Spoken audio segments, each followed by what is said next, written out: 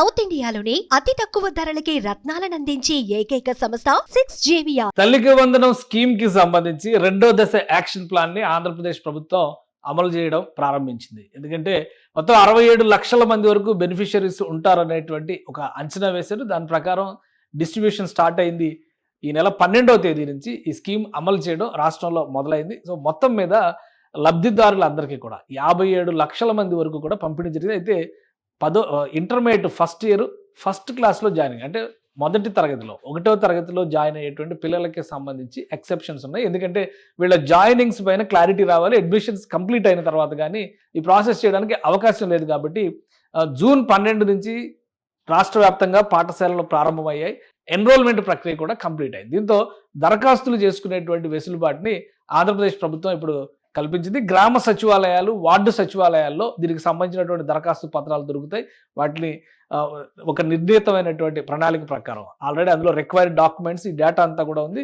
ఆ డేటా ప్రకారం దీన్ని అప్లై చేయాల్సి ఉంటుంది. ఆ షెడ్యూల్ ఏంటి ఒకసారి మనం పరిశీలిద్దాం. ఆల్రెడీ 12వ తేదీ నుంచి ఈ ఫైనాన్షియల్ డిస్బర్స్మెంట్ అంటే నగదు బదిలీ పథకాన్ని ప్రారంభించారు. దాదాపు 54,94,000 మంది 94,703 మంది ఎలిజిబుల్ స్టూడెంట్స్కి 12వ తేదీ నుంచే డబ్బులు పంపిణీ మొదలైంది. ద అప్లికేషన్ ఆఫ్ ఇన్ఎలిజిబుల్ లిస్టులు 12వ తేదీన పెట్టారు. ఆ రోజు నుంచి డబ్బులు పంపిణీ మొదలైంది. రిసీవింగ్ ఆఫ్ అబ్జెక్షన్స్, గ్రీవాన్సెస్ అనేది 12వ తేదీ నుంచి 20వ తేదీ వరకు కూడా ఓపెన్ చేశారు. 20వ తేదీ తర్వాత ఎవరైతే అనర్హులని భావించి వాళ్ళకి రాలేదో వాళ్ళందరికీ కూడా మరోసారి అప్లై చేసేటువంటి వెసులుబాటు కూడా తల్లికి వందనం స్కీమ్కి సంబంధించి కల్పించారు. ఇక verification of grievances and preparation of supplementary eligible list అనేది 21 నుంచి 28 వరకు జరుగుతుంది. జూన్ 28 వరకు జరుగుతుంది.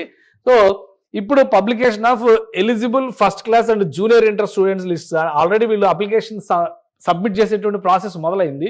సో ఆ లిస్ట్ని 30వ తేదీన పబ్లిష్ చేయబోతోంది రాష్ట్ర ప్రభుత్వం. కాబట్టి పబ్లిష్ చేయబోయేటువంటి లిస్ట్లో తమ పేరు ఉందో లేదో చూసుకోవాలంటే ఇప్పటి నుంచి అప్లికేషన్స్ పెట్టేటువంటి ప్రాసెస్ని ప్రారంభించుకోవాలి. సో దానికి 16వ తేదీ నుంచి అప్లికేషన్స్ రిసీవ్ చేసుకోవడం మొదలుపెట్టింది రాష్ట్ర ప్రభుత్వం. ఈ షెడ్యూల్ ప్రకారం 16 నుంచి 20వ తేదీ వరకు ఈ అర్జీలు పెట్టుకోవడం అంటే ఫస్ట్ క్లాస్లో అడ్మిషన్స్ 12వ తేదీ, 13వ తేదీ, 14వ తేదీలోపు ప్రాసెస్ కంప్లీట్ అయిపోద్ది అనేటువంటి ఆలోచనతో 16వ తేదీ నుంచి ఫస్ట్ క్లాస్ పిల్లలు అంటే మొదటి తరగతి పిల్లలు అలానే ఇంటర్మీడియట్ ఫస్ట్ ఇయర్ పిల్లలు వీళ్ళందరూ కూడా అప్లై చేసుకోవడానికి ఈ డేట్ ఇచ్చారు. 21 నుంచి 28 వరకు ప్రభుత్వ అధికారులు ఆ అప్లికేషన్స్ స్క్రూటినీ అంటే తనిఖీ చేసేటువంటి ప్రక్రియను పూర్తి చేస్తారు. జూన్ 30న అఫీషియల్గా ఆ లిస్ట్ని అనౌన్స్ చేస్తారు. సో అర్హతలకు సంబంధించినటువంటి అంశాలన్నీ కూడా క్లారిఫై అయిన తర్వాత ఈ లిస్ట్ అనౌన్స్మెంట్ అయిన తర్వాత నగదు బదిలీని కూడా ప్రారంభిస్తారు. 5వ తేదీ నుంచి అంటే జూలై 5వ తేదీ నుంచి disbursal of financial assistance to eligible beneficiaries అంటే 30వ తేదీతో లిస్ట్ అనౌన్స్ చేస్తారు. 5వ తేదీన ఒక వారం రోజులు కూడా లేదు, 5 రోజులు గడువు మాత్రమే పెట్టుకున్నారు. 5-6 రోజుల్లోనే ప్రాసెస్ కంప్లీట్ చేయాలని చెప్పి రాష్ట్ర ప్రభుత్వం అధికారులకి ఆదేశాలు జారీ చేసింది. ఒక అంచనా ప్రకారం రాష్ట్ర ప్రభుత్వం దాదాపు 67 లక్షల మంది వరకు లబ్ధిదారులు ఉండొచ్చు అని చెప్పని భావిస్తున్నారు. కాబట్టి ఈ ఎలిజిబుల్ లిస్ట్ వచ్చిన తర్వాత 30వ తేదీన ఈ లిస్ట్ వచ్చిన తర్వాత ఒక స్పష్టత వస్తుంది. దానికి తగ్గట్టుగా నిధుల కొరత లేకుండా రాష్ట్ర ప్రభుత్వం జాగ్రత్తలు తీసుకుంది. మొదటి విడత, రెండో విడత అనేటువంటి ప్రస్తావన ఇందులో లేదు. కాకపోతే పాఠశాలల ప్రారంభం అనేది జూన్ 12వ తేదీ నుంచి ఉంది కాబట్టి రాష్ట్ర వ్యాప్తంగా ఆ అంశాన్ని దృష్టిలో పెట్టుకొని 1వ తరగతి జూనియర్ ఇంటర్కి మాత్రమే మినహాయింపించారు. సో ఇప్పుడు ఆ 1వ తరగతి జూనియర్ ఇంటర్లో అడ్మిషన్స్ జాయినింగ్స్ కంప్లీట్ అయినటువంటి వాళ్ళు ఆయా కళాశాలకు సంబంధించినటువంటి అడ్మిషన్ రిసీట్స్తో పాటు ఆధారు, పాను, కుటుంబ ఆదాయానికి సంబంధించినటువంటి ధృవీకరణ పత్రాలు ఇవన్నీ కూడా అప్లికేషన్తో పాటు సబ్మిట్ చేయాల్సి ఉంటుంది. వాటి స్క్రూటినీ 28వ తేదీ వరకు జరుగుతుంది. 30వ తేదీన అఫీషియల్ లిస్టు ఇది ఒక సెకండ్ లిస్ట్గా మనం భావించాల్సి ఉంటుంది. ఇది అనౌన్స్మెంట్ అవుతుంది. 5వ తేదీ నుంచి నగదు బదిలీని ప్రారంభిస్తుంది రాష్ట్ర ప్రభుత్వం. నిధుల కొరత ఈ పథకానికి ఎట్టి పరిస్థితుల్లో రాకుండా జాగ్రత్తలు తీసుకున్నట్టుగా పాఠశాల విద్యాశాఖ అనౌన్స్ చేసింది. ఇప్పటికే ముఖ్యమంత్రి చంద్రబాబు నాయుడు ఆదేశాలతో విద్యాశాఖ మంత్రి నారా లోకేష్ దీనికి సంబంధించినటువంటి ప్రణాళిక అంటే మొదటి విడత బదలాయింపులు జరిగినటువంటి క్రమంలో ఎక్కడెక్కడ ఎలాంటి లోపాలు ఎదురైనాయి వాటిపైన ఒక సమీక్ష కూడా జరిపారు. సో ఇప్పుడు చేసేటి వాల్యూమ్ తక్కువ ఉంటుంది. ఎందుకంటే గతంలో 55 లక్షల మందికి డిస్బర్స్మెంట్ చేసినారు. ఇప్పుడు చూస్తే కనుక కేవలం ఒక 10 లక్షల మంది యాడ్ అయ్యేటువంటి అవకాశం మాత్రమే ఉంది. కాబట్టి నిధుల కొరత లేదు.